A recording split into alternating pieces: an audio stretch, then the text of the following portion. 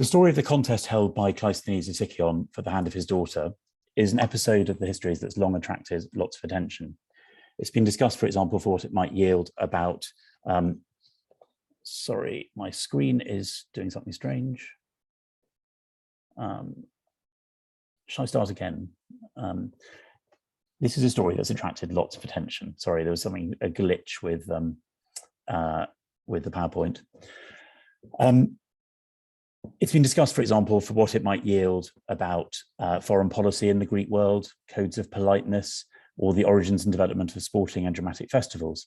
Simon Hornblower has compared the geographical backgrounds of the suitors drawn to Sicyon with contemporary Olympic victor lists, suggesting that the event may be based on, as he puts it, an actual event involving real people.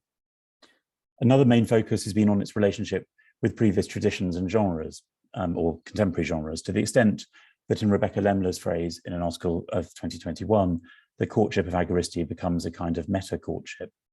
Its epic background, the way that's been subverted, the parallels between Hippocleides' display and vase scenes of dancing dwarves, or its connection to the low genres of comedy, satire, drama, or beast fables, in particular the uncanny similarity with the Indian story of the dancing peacock. My concern in this paper is largely complementary to much of that previous scholarship. My concentration will be mostly on the story's position within the wider histories.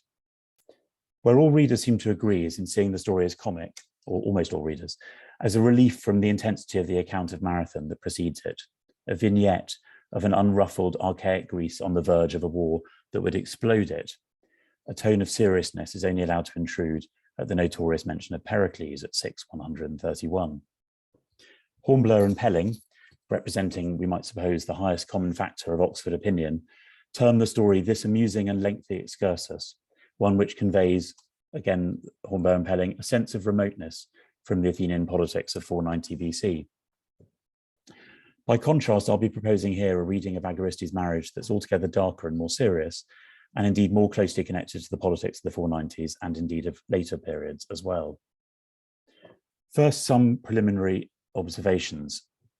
First, it's important up front to lay out the story's position in the aftermath of Marathon at the end of book 6 on the right of the slide. The story of Agariste forms part of a sequence of biographical notes, you might call them, that form a kind of interlude between the narrative of Marathon on the one hand and the renewed focus on Persian expansionism at the beginning of book 7. If Hornblower and Pelling are right, and I think they are, in seeing books 5 and 6 as a relative unity, and in seeing a relationship between this story and that of the Persian ambassadors to the Macedonian court early in book 5, a story to which I'll come back later, then this story forms part of a kind of closural phase in that block of books 5 to 6.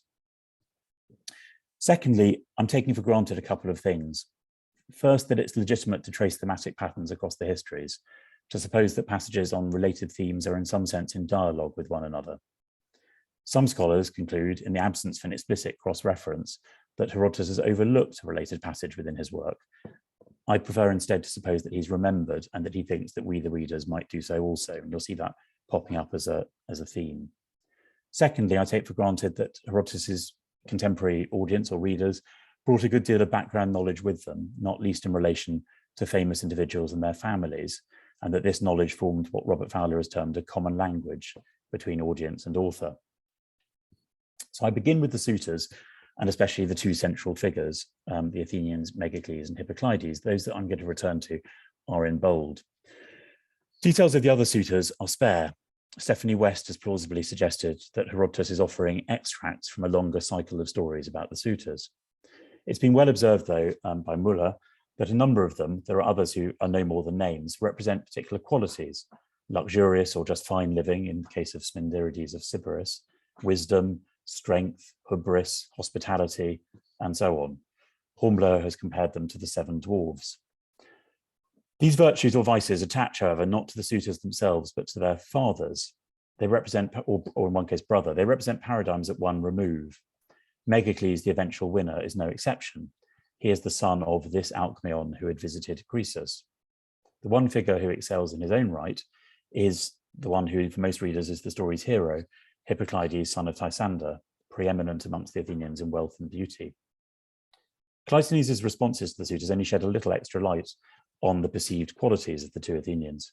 He particularly likes the Athenian suitors, and especially Hippocleides, because of his andragothia and his family relationship with the Cypselids of Corinth.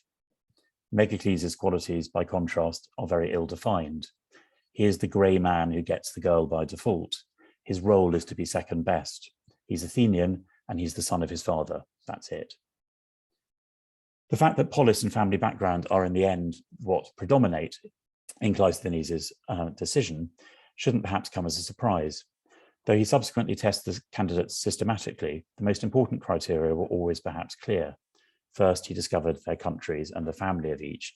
Only then does he test their manners, their andragothia, their auger, their paideusis, and their tropos, great sequence. Herodotus is pointing us towards the importance of genealogy, and that's where we'll begin. Megacles' father, Alcmeon, of course, has been introduced immediately in advance of the contest of suitors as the figure who transformed the Alcmeonid family from being lamproi to being carter lamproi.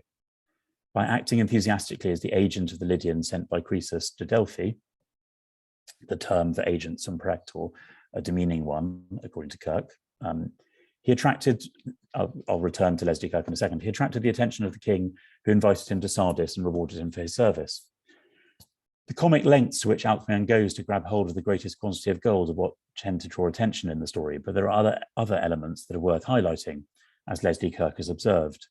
So first of all, Alcmeon's outfit, the baggy tunic and the buskins, is precisely that which Croesus recommends that Cyrus imposes on the Lydians to preserve their freedom after the conquest in Book 1. This dress in that earlier passage is the alternative to carrying arms, now forbidden. The shift to wearing it will result in the Lydians becoming Cythera-playing traders. It renders them women instead of men, prevents them from revolt. Alcmeon's visit to Sardis not only dehumanizes him, makes him anything other than a human being, but also makes him a Lydian, makes him unfree. The account of Alcmeon's visit must also surely be in dialogue with that another passage from Book 1, the connection made by Strasburger, that other Athenian visit to the treasury of Sardis, that of Solon. Solon too had been entertained by the king, and then on the third or fourth day, led around the treasuries and shown his great fortunes. But unlike Alcmeon, his younger contemporary, since we can date the contest for Agariste fairly precisely for a fictionalized event, Solon doesn't emerge laden with gold, but sees through the king's treasure, of course, and speaks truth to power. Alcmeon is an anti-Solon. There are also wider parallels between the story of Alcmeon and the marriage feast on the one hand, and Solon's visit to Sardis on the other. In both cases, groups of sophists in Book 1, of suitors in Book 6, crowd to a site of supreme prosperity. Sardis was at its peak of prosperity, and so on. I'll return to this later, something which is underlined by verbal echoes. Given the importance of both Solon and Croesus to the histories as a whole, Solon speaking universal wisdom to all mankind, Croesus the first embodiment of arche within the text, the parallel with Book 1 should colour our view of Alcmeon. His role as intermediary for Croesus also means that he was the eager broker for Croesus's dedications at Delphi. He was complicit then, if you like, in the overconfidence in divine support that those dedications bred. So there's a kind of, there's that angle as well, if you like. As a coda to Alcmeon's unstated role in Book 1, it's worth mentioning briefly, finally, the similarly enabling role that Megacles, the same Megacles, plays in relation to Pisistratus in Book 1. By forming a marriage alliance with Pisistratus, he's instrumental in the second period of tyranny and helps to devise the trick, mechana, there's that language throughout that passage, and I'll come back to that also again, of dressing Phae as Athena, that persuades the Athenians to take the tyrant back. Agariste herself, unnamed, also plays a small role in the collapse of the second period of tyranny, when her daughter discloses the fact that Pisistratus has slept with her ou katanomon, not according to custom, on account of the Cylonian curse, and she discloses that in turn to her husband Megacles. It's usually seen as a kind of, I suppose, a sort of domestic insight, if you like, but it's one of those which is also very heavily laden with significance for the future. Stephanie West judges that Herodotus has overlooked Megacles' daughter's marriage to Pisistratus, but the close parallels between Alcmeon's and Solon's visits to Sardis, or between Alcmeon's dress and that of post-Croesus Lydians, suggests to me otherwise. And one ancient reader at least had no difficulties in putting together these disparate passages. That is Plutarch in his outrage at Herodotus' account of the Alcmeonids.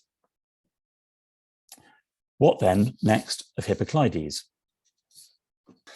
Okay, What then of Hippocleides?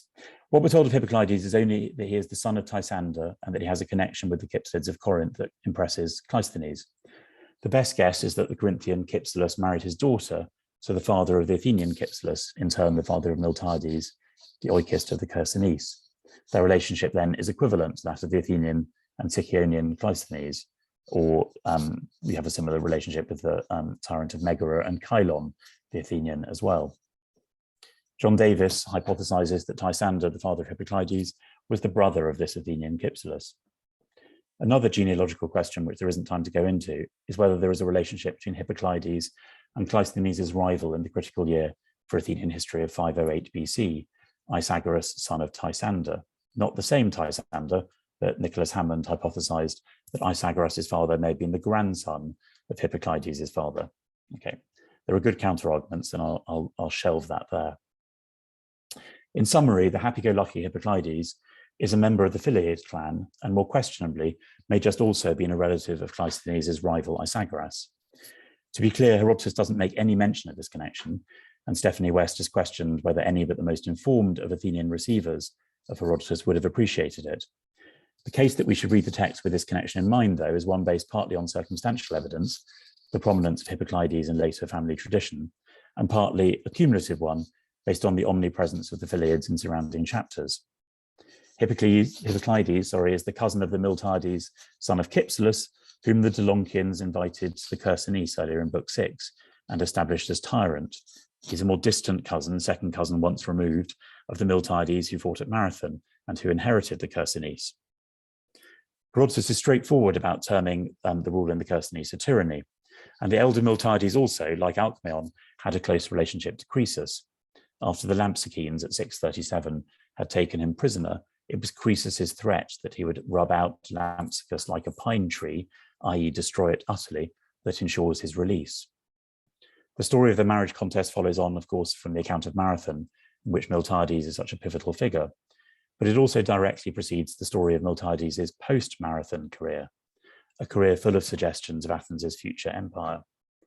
His request for 70 ships and an army and money, without telling the Athenians where he was planning to go, but promising only they would get rich if they followed him, that he was taking them somewhere from which they would take endless gold, recalls, for example, the blithe promises of Aristagoras, swallowed by the 30,000 Athenians in Book 5. His use of Parian medism, a single ship sent to Marathon, as a pretext, a prophesis, for demanding money with menaces from the Parians, prefigures not only the more successful extortions of Themistocles after Salamis at the end of Book 8, but the whole racket of Athenian imperialism more widely. The subsequent account of his capture of Lemnos from the Pelasgians takes us back with its Pelasgian focus to Herodotus' first introduction of the Athenians in Book 1. So it takes us back right to the beginning. It also includes, at least in the account credited to Hecataeus, what we might think of as the kind of primal act of Athenian archae. When they see the land that they have given to the Pelasgians as payment for the wall they built around the Acropolis, and they see that it is well managed when formerly it was wretched and worth nothing, envy and the desire for land seizes them, and they don't put forward any prophecies for doing so, they just take it. Desire, himeros, is a quality clearly characteristic of tyrants and Mardonius and others within the histories. And the Pelasgian wall, or the Pelagikon, also, I don't need to go into, has particular resonance in a Peloponnesian War context. I could labour the point with further examples, but this whole section of the histories, from Miltiades' speech to Callimachus before Marathon, in which he projects the prospect that Athens can be the first of the Greek cities, to the final chapter of Book 6, shows a sustained focus on future Athenian power. Two families weave in and out of this section of the histories. Both have associations with tyrannies of other cities, Sicyon and Corinth. Both have close connections to Croesus. Both also have the stigma of religious pollution, which I'll come back to. In one case, the Chilonian curse, in the other, the sacrilege that Miltiades performs on Paros. In both cases also, Herodotus offers a glimpse of future generations of the family through the dream that a younger Agariste, the granddaughter of Cleisthenes, had of her son, Pericles, or the fine of 50 talents that Miltiades' son, Cimon, paid on his behalf after his death. The two families then intersect, not only in the marriage feast itself, or in the rivalry of Cleisthenes and Isagoras, if you believe that Isagoras was a Philid, but also in the identity of the Athenian who prosecuted Miltiades for what he did in Paros and his Parian adventure, Xanthippus, the son of Eryphron, father of Pericles, the first of these mentions of Pericles, the most famous being in book 9. And again, obviously proleptic and heavily laden. And finally, just as the marriage contest is preceded by 2 mentions of the increase in reputation of the Alcmeonids, that formerly lamproi, they became more so, it's precisely followed by the similar report that after the battle, the trauma of Marathon, Miltiades, who had formerly been of good repute, then grew more so.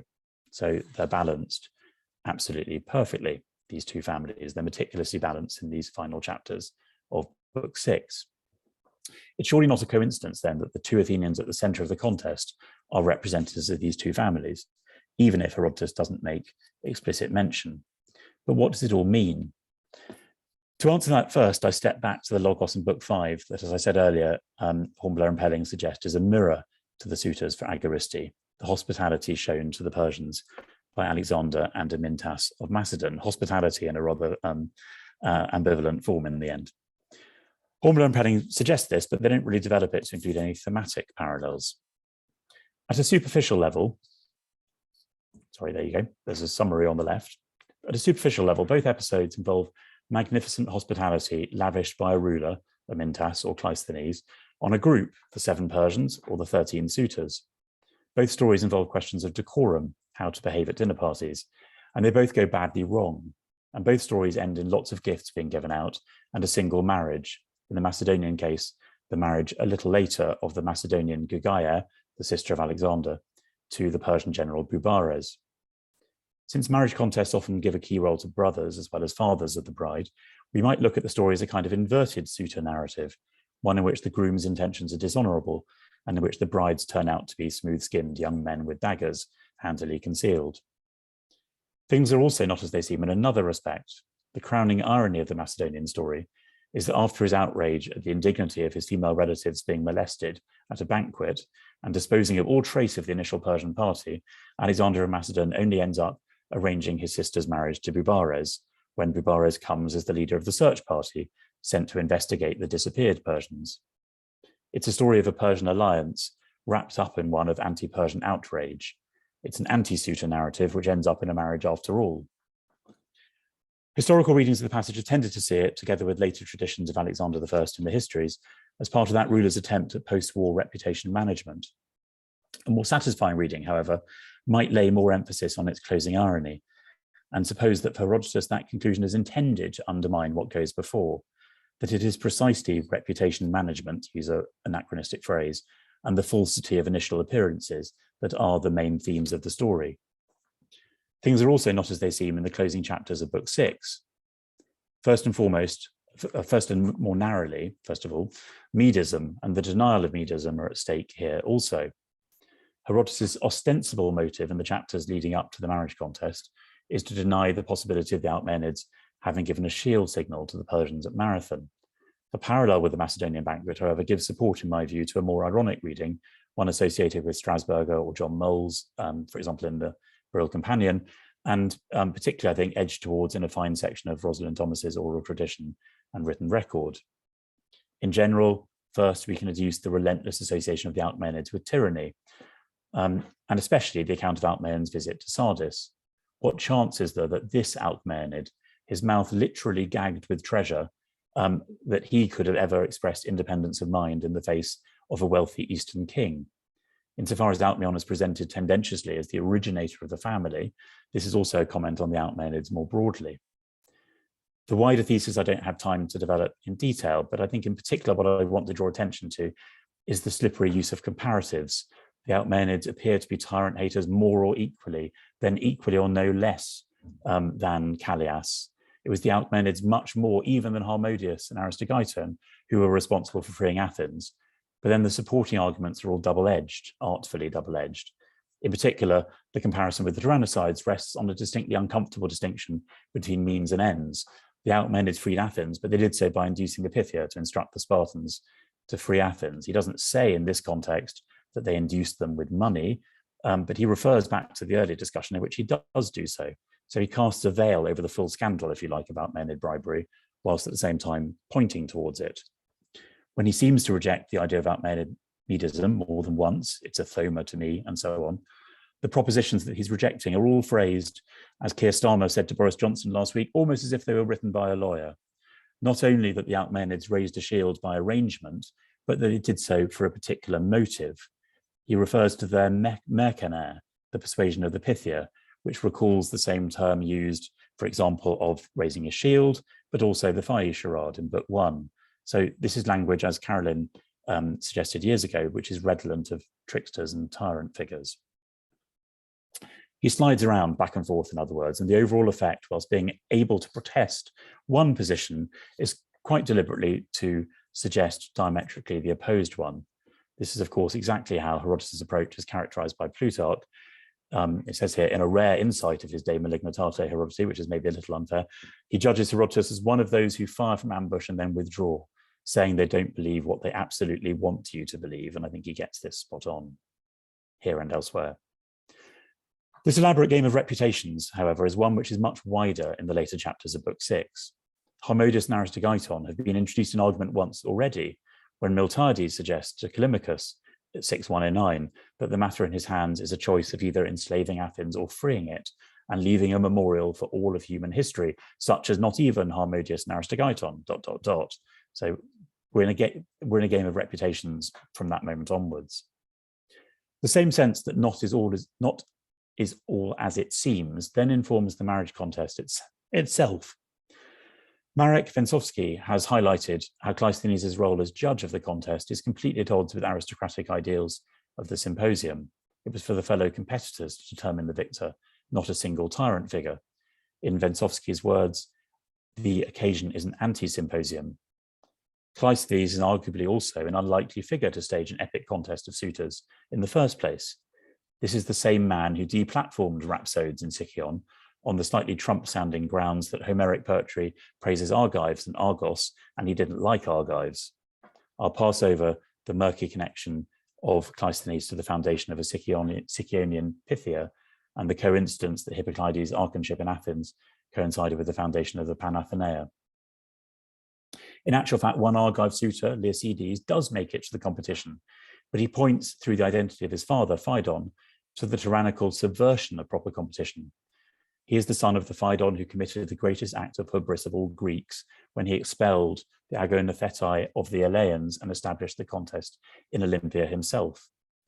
What kind of a competition can it be that allows such compromised contestants? The whole Logos is rich in Olympic associations. It's in the light of his victory in the four-horse chariot race that Cleisthenes makes the announcement of the contest in the first place. But these associations are overwhelmingly problematic. Indeed, it can be argued that this episode forms part of a wider discourse on Greek sporting competition within the histories, kind of parallel to the critique of Xenophanes, say. We have first a strong connection between games and tyranny. Chilon, the elder Miltiades and others. Then we see a number of issues raised over the rules for competition, over eligibility, whether the home city should be allowed to compete, an objection raised by the Egyptians to the visiting ambassadors from Elis in Book 2. We see games compromised by the looming figure of individual rulers. Cimon Coelimus, the father of Miltiades, allows for an Olympic victory to be announced as belonging to Pisistratus as part of a political deal. And not least, there is the corrupting effect of wealth. Competing in the four-horse chariot race demands extravagant resources, of course, and there are disparate sources that suggest that it wasn't more widely outside the histories seen in an uncomplicatedly positive light. Alcibiades might have desired, according to Thucydides' Nicias, to be admired for his keeping of horses, his hippotrophia, but the terms of Nicias' speech and of Thucydides' subsequent judgment suggest that it can be turned against him for its associations of tyranny and extravagance beyond means. Earlier in the 5th century, hippotrophia was in the minds of a healthy number of Athenian citizens when they cast their votes for the ostracism of Megacles, son of Hippocrates, either a few years after Marathon or in 471.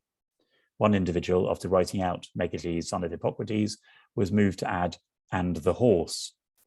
The traditions of Pisistratus' first 2 attempts at tyranny, his arrival on a mule cart, claiming he'd been attacked by his enemies, or in a chariot, equally perhaps reflect a kind of inversion of a heroic image of the victor tyrant. When Herodotus concludes his account, then, of Alcmeon's visit to Sardis by observing that it was by these undignified means, that's my gloss, that his household became wealthy and that Alcmeon won the chariot competition at Olympia, This isn't, in my view, just a neutral notice. Herodotus means, I think, to puncture the pretensions not only of Alcmeon and the Alcmeonids, but of an entire Olympian class. It's tempting on the basis of a later passage to draw a contrast between high-minded Greek ideals of competition and non-Greek. The Persian Tritanteichmes in Book 8 expresses his shock that the Greeks compete in the games at Olympia only for an olive crown, for virtue rather than for money. Any simplistic distinction, however, of Greek and non-Greek is already undermined by the Egyptian advice to the ambassadors from Elis. And more widely, what Herodotus reveals is that these competitions are in fact all about money and power. In the case of the marriage contest, as it happens, all the competitors do leave with a financial reward of one talent. Cleisthenes' alternative games are really more in line, in fact, with the assumptions of Tritanteichmes, or with the model of the Sybarites, who in a later tradition, or the people of Croton, who in a later tradition proposed a lavish set of games to run against the Olympics with large cash prizes on offer. Strikingly, a recent Oxyrhynchus papyrus seems to be a rhetorical exercise in which Cleisthenes and Periander are condemned for corrupting the Isthmian Games in some respect, in a way that then damages other festivals. It may be finally that obscene punning may bring down the horsey aristocracy even further. Daniel Ogden suggested in his Crooked Kings that Cleisthenes' put down, danced away your marriage, includes a pun on testicles. You've ballsed up your marriage, in his paraphrase. Luis Mathia Aparicio then has introduced compelling evidence, developed by Donald Latyner, that Hippocleides' name was also an obscene pun, and that his response to Cleisthenes, Hippocleides doesn't care, effectively means big penis doesn't care. So, that's what gets revealed, if you like, at the end of the dancing. What then of the pairing of two Athenians as the leading suitors? For Hornblower, the fact that there are two representatives from Athens, but only one from Sybaris, Epidamnus, and so on, is an untidiness, that's his term, that serves as an indication of the story's basic authenticity. I hope I've already suggested enough evidence to see it as significant, but significant of what? Rather than just having a dig at the Alcmeonids, I'd contend that he's developing an implicit thesis on the development and character of Athenian democracy. Herodotus' epigrammatic judgment on Cleisthenes' victory in 508, that defeated in the stasis for power, he added the demos to his hetaireia, that famous phrase, is often taken to suggest that his recruitment of the demos was an extension of aristocratic competition. This isn't an isolated observation, however, but forms part of a sustained vision of Athenian history in these chapters. The succinct judgment on Cleisthenes is recapitulated a few chapters later. He added the demos to his own moira, and by doing so, he became much above his rivals in stasis. The language of the hetaireia is used very soon after in description of the attempted tyranny of Cylon. Cylon created a hetaireia of his age group and attempted to seize the Acropolis, an attempt thwarted, of course, by none other than the Alcmeonids. Just as at Athens' first appearance in Book 1, the city is dominated by three factions, each with a regional base, led respectively by Pisistratus, Megacles, and Lycurgus of the Butadae. So at the end of Book 6, she remains dominated by a small group of families, still three if we still count Hippias and the Pisistratids. Only now we substitute for the Butadae the Philaids or the Cimonids of Miltiades. The battle for control of Athens goes on, in other words, and in waging it, the same old parties, more or less, the protagonists will scramble for any allies, the Persian king, the Spartans, Isagoras, or the Athenian demos. This negative view of democracy might be thought surprising in the light of the famous praise of Isagorea at 578. That passage, though, is perhaps considerably more poised in its meaning than that kind of gloss praise of democracy suggests. The epithet used to denote Isagorea, spoudion, isn't the most straightforward term of praise. In haste, quick, but in ordinary use denoting energy or earnestness, according to LSJ. But you can see some very varying translations in the block on the right of my slide. If we prefer a translation closer to Carden and Foster's translation of Strasbourg, a slightly complicated translation, that Isagorea is a weighty, a serious, a powerful thing, rather than simply excellent or goodly in the oldie-worldy translation of godly, then Herodotus' emphasis is more on the effectiveness of Isagorea for the Athenians, a line similar, if you like, to the rhetoric of the old oligarch. After all, the proof of its success, the power of Isagorea, is the Athenians' military victories over their neighbours, the Chalcidians and the Boeotians.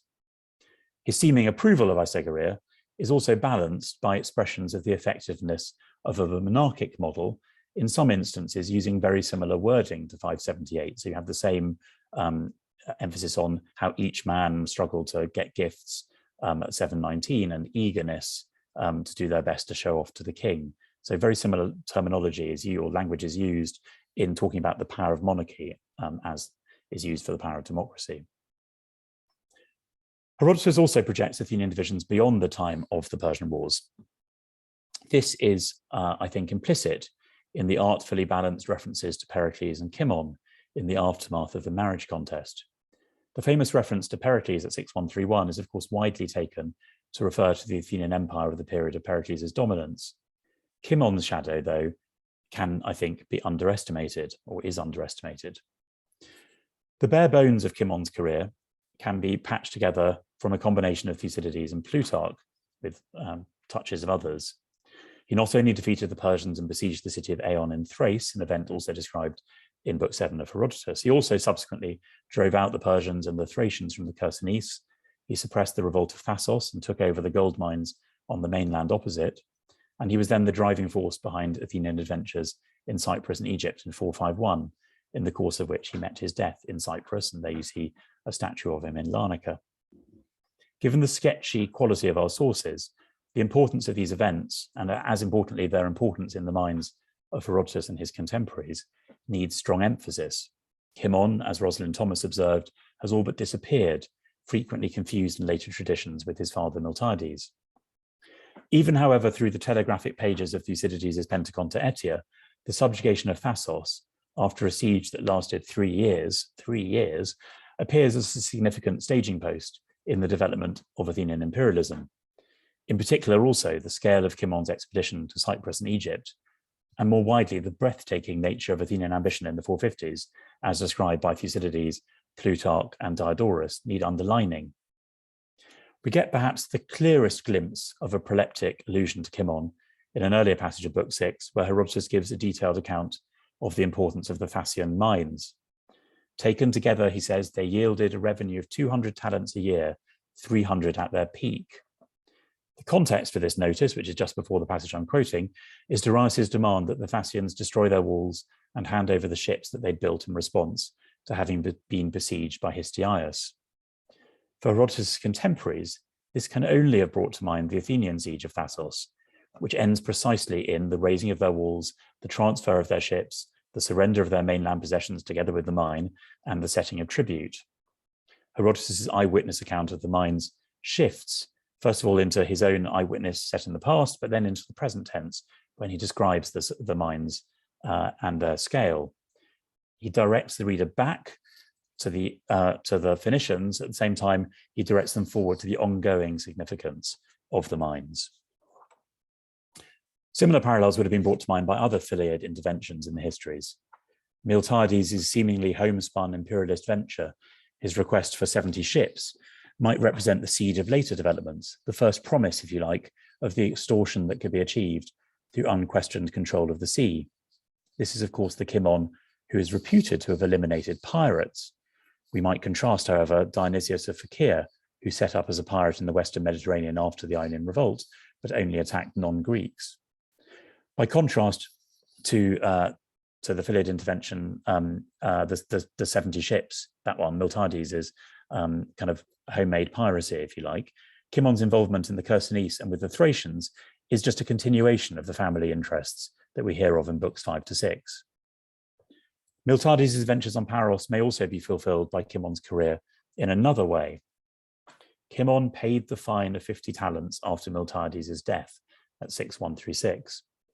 The verb used, exetese, as Hornblower and Pelling put it, may hint at moral or religious requital.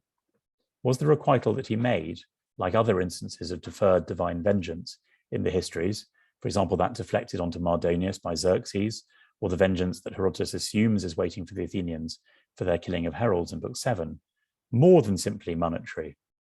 Plutarch's account of Cimon's final campaign, one which seems to draw on 5th century material, is rich in omens of his coming death. It also notes 2 traditions of how he died, by disease, or like his father, from a wound. He doesn't actually say in the thigh, but that gave him the opportunity to make a final speech, just as Miltiades had done in his own defense. In a similar fashion, Miltiades' wound is prefigured by the use of the term trauma to describe marathon at the very opening of the section on Miltiades, as Hornblower and Pelling note. More speculatively, even more speculatively, I maybe should say, might it be legitimate to look for the origins of the stories of the close of Book 6 in this later history? The story of the Lydian origins of Alcmeon's wealth, though it also forms part of a minor genre of similar traditions of the easy or reprehensible origins of family fortunes, would reasonably have been fed by later associations of the family with tyranny and with medism. The ostraca cast for Megacles, son of Hippocrates, referred not only to his horses, but to the Cylonian curse, to adultery, to his new hair, his mother Coisera, his love of money. One scratch sketch may make allusion to the notorious shield signal. That's the one on the screen. This is the seedbed, and obviously there's also a kind of historical germ potentially, from which the story of the family founder's visit to Sardis took root. Moreover, if the Croesus associated with the famous Kouros in Athens, the one on the right of the screen, was, as has plausibly been suggested, the son of Megacles, there was a permanent reminder of the son of the Megacles in the marriage contest. There was a permanent reminder of the family's Lydian connections on display. Can we see the origins of the marriage contest in later history? Although Megacles was clearly a sufficiently significant figure to merit a strategic alliance from a foreign tyrant, there was nothing so remarkable about him, it seems to me, that might reasonably generate such an elaborate story, or mean that such a story should stick specifically to him and to his marriage. It's surely more plausible to look to later contexts for the story's origins, or the story's evolution at least. In general terms, as we've seen, the evidence of ostraca reveals a popular discourse that focused on stories of financial corruption, treachery, family relationships. We have the multiple mentions of Megacles' mother, for example, or the instruction to Cimon to take Elpenike, the sister with whom he was reputed to have had incestuous relations, and go away. This kind of material perhaps operated in dialogue with the kind of aristocratic self-promotion we see, the younger Alcibiades boasting of his ancestors, or Cimon highlighting his dynastic background through public art. Comedy provides another occasional window. We know, for example, from the Suda, that Hippocleides' punchline, ou frontis, etc., was referred to by the comic poet Hermippus in his play The Demesman. All this provided, to use my earlier analogy, the seedbed, but we need something more basic to have been the seed. We might look simply to the prominence of Pericles, and indeed earlier controversial members of the Alcmeonid family, and suggest that this fed the generation and deformation, in Oswald Murray's term, of the marriage contest. Agaristes' name, pretty certainly historical, might have given impetus to the story as well. As Muller puts it, the name of the princess chooses its own history. Alternatively, the story's twin focus on two leading Athenians might encourage us to look to the later history of rivalry, or if you like, the ongoing history of rivalry of the same families. The contrast and the rivalry between Cimon and Pericles is one of the structuring themes of Plutarch's 5th century lives. On the one hand, we have Cimon with his reputation for dissolution and bibulousness, his laconizing, his lack of Attic cleverness and fluency. On the other, Pericles, initially austere, who turns to courting the demos only when he sees that Cimon is winning. Just as Xanthippus prosecutes Miltiades for deceit of the people, Pericles accuses Cimon of treason. It was Cimon's sister Elpenike who intervened with Pericles to ensure his leniency in Plutarch's Lives. In the brief period after his return from ostracism, Plutarch presents a picture of a shared leadership, with Cimon holding command abroad and Pericles' supreme power at home. Now, of course, Plutarch is drawn to similar rivalries elsewhere in his lives. Solon's childhood love affair with Pisistratus, for example. The story of Cimon's and Pericles' brief collaboration recalls Herodotus' own account of Themistocles and Aristides' commitment to a stasis for the good of Athens in Book 8. Nevertheless, as the example of Aristides and Themistocles suggests, such pairings of leading Athenians weren't merely projected by Plutarch. Plutarch draws heavily in his 5th century Lives on Stesimbrotus of Thasos, an author who shares a striking number of concerns with Herodotus. He's interested in the Samothracian mysteries, in Homeric criticism. He recounts the death of Polycrates and so on. Rather than simply then that the audience for Herodotus' Logos may have heard the marriage contest through the filter of more recent history, which is part of my argument, and that Herodotus has selected and shaped his narrative with a view to that effect, it's possible that the rivalries, or is it possible that the rivalries of later political figures of the same families helped to shape the Logos in the first place, that the party animal Hippocleides and the grey Megacles, representatives each of a different brand of aristocracy, if you like, were at least in part projections of that later contrast. Other genealogical connections may be relevant. Cimon himself married an Alcmeonid, the well-named Isodike, the daughter of Euryptolemus, the son of Megacles. And in one tradition, the fine of 50 talents inherited by Cimon was paid off by Callias in exchange for the hand of Cimon's notorious sister, the same Callias whose tyrant hatred is compared to that of the Alcmeonids a few pages before the marriage contest, and who was also marked out, in a passage often deleted from the text, for allowing his daughters to marry whoever they chose. What then of Cimon's laconizing streak? Cimon professed the fear that with Athens and Sparta at odds, Greece would become lame, that Athens would be robbed of its yoke fellow. Athens and Sparta as two legs of the same body. Is it mad to think that in the sequence of dances that the Philid Hippocleides goes through after he's asked for the tables to be brought in, first the laconic schematia and then Attic, before he plants his head on the table and kicks his legs in the air, that you see a reflection of this kind of, part Spartan, part Athenian idea? Alternatively, we credit Isagoras as a Philid, we could anchor the story to the events of the late 6th century. Isagoras is a Philid with one leg in Sparta, the other in Athens, if you like. At this point, though, I think I'm probably getting overheated like Hippocleides and should calm down. There's far too much going on here for us to be able to chart any simple route through it. We can't hope to be able to reconstruct anything like the range of prosopographical and other points of reference available to Herodotus' contemporaries. But it seems clear to me that such assumed knowledge of later history forms at least a significant background to these chapters, even if we can't exactly fathom how. Alongside all these background associations, finally, before my conclusion, the whole contest has a much more simple message in my view. It suggests an overwhelming sense of foreboding. The reader is primed here by the story of Alcmeon's visit to Sardis, both its recall of the visit of Solon and Alcmeon's associations with Croesus and his Delphic dedications and his fall. Solon had been only one of a number of sophists who'd visited Sardis at the point at which it was peaking in wealth at 129. The list of suitors then presents more signs of impending disaster. First in the references to Sybaris as especially at its peak at that time, or to Eretria as blooming. Next, if the story of the suitors was excerpted from a longer cycle, a contemporary audience might also have brought to bear their knowledge of wider traditions around the father of one suitor, Damasos. His father, Amiris, earned his reputation for wisdom by being the one man to understand an oracle foretelling the fall of Sybaris. Like an insider trader, he sold up his property and went to the safety of the Peloponnese.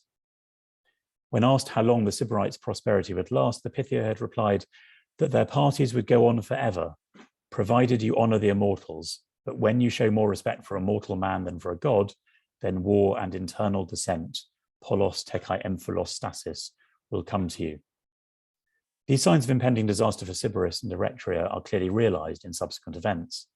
The fate of Sybaris became, of course, an emblematic morality tale in antiquity, and there are signs in the representation of Spindirides that some of that was already entrained by Herodotus' time.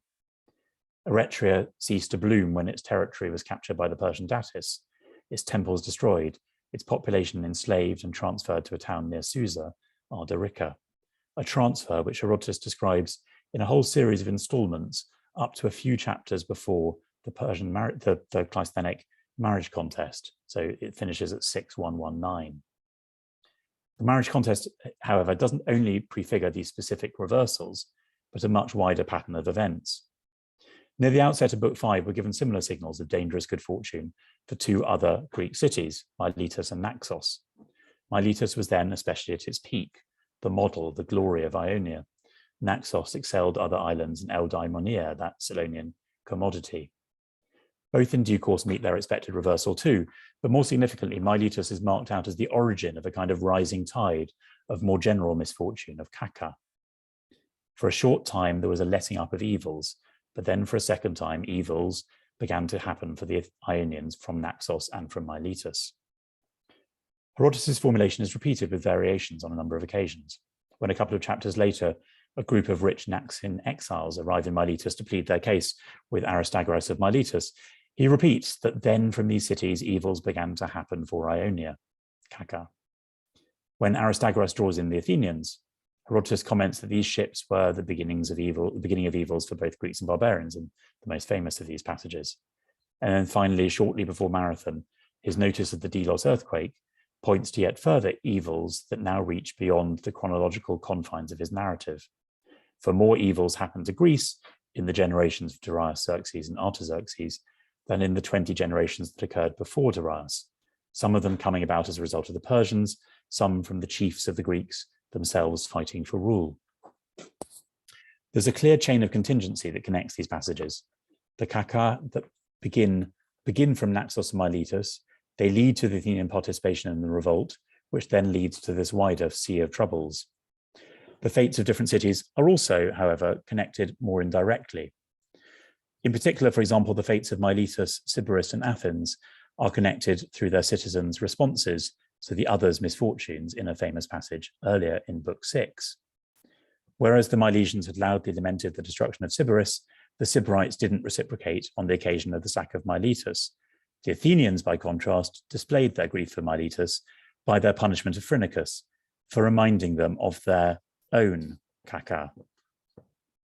Should we understand these Oikeia Kaka as the misfortunes that have befallen their Ionian kinsmen, as Hornblower and Pelling, for example, or as their own faults, a reasonable interpretation, in my view, of the same phrase in the famous passage at 752, where the discussion is triggered by the discussion of Argive medism, and where a translation as misfortunes, sufferings, would make no sense, or is recalling to the Athenians the misfortunes that were about to befall them. The expression is perhaps deliberately poised and ambiguous. With its multiple indications of future reversal, the marriage contest fits into this wider pattern. Its allusions to the destruction of Sybaris or Eretria are like pre-shocks of the larger earthquake, no pun intended, to come. I guess the pun was intended. Arguably, however, the contest itself, that is the contest as a whole, and not merely select passages within it, prefigures the later course of events also. Sporting contests provide an easy analogy for military conflict.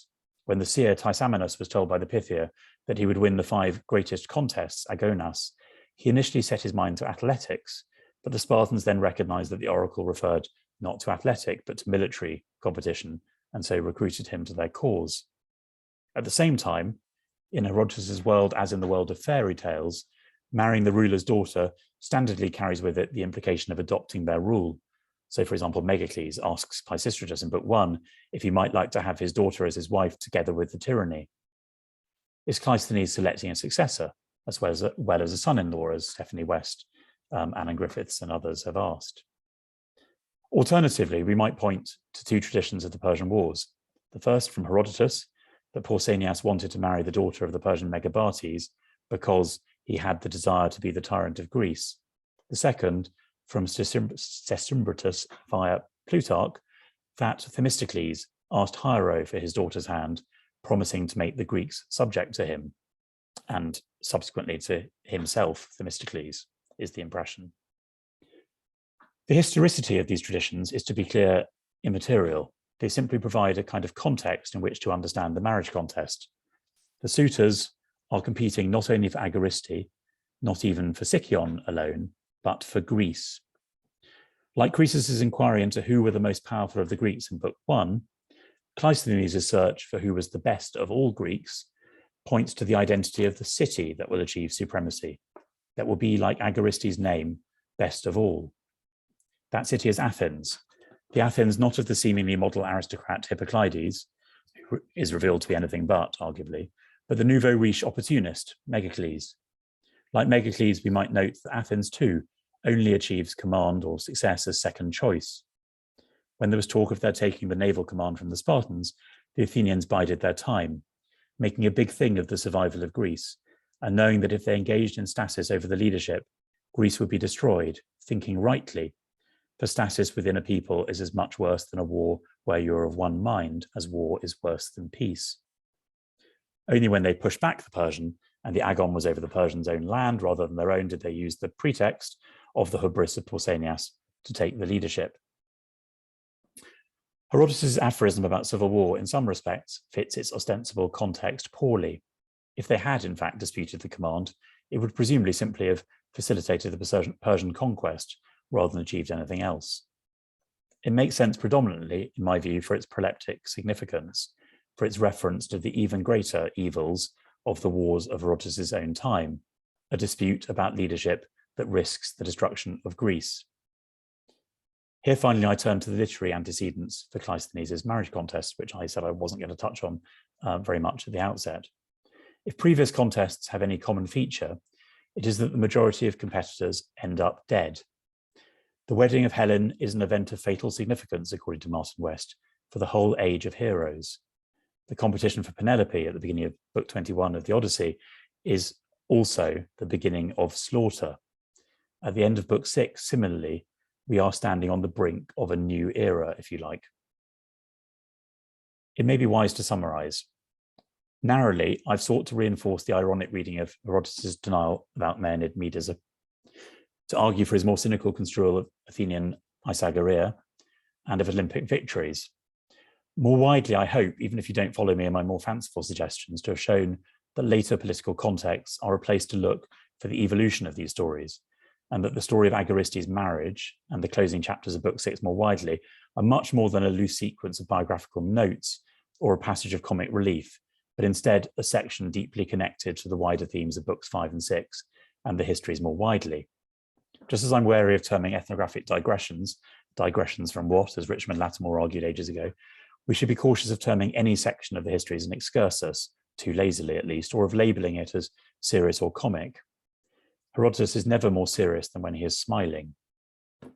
Finally, though, my most significant conclusion as I see it concerns the narrative patterning within the text.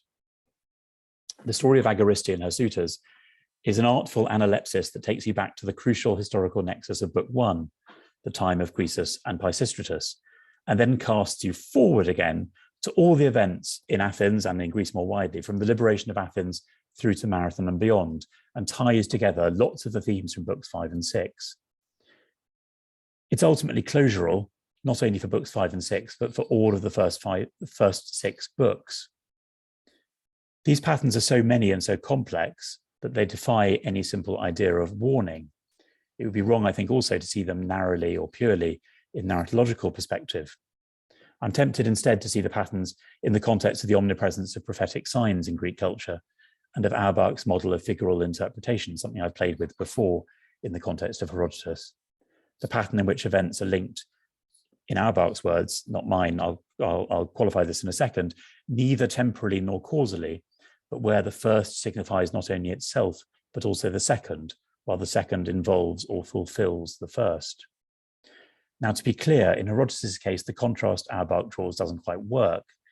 We have both the model of the accumulation of kaka, evils that are causally connected, and a model of prefigurement, where there is no direct causal relationship.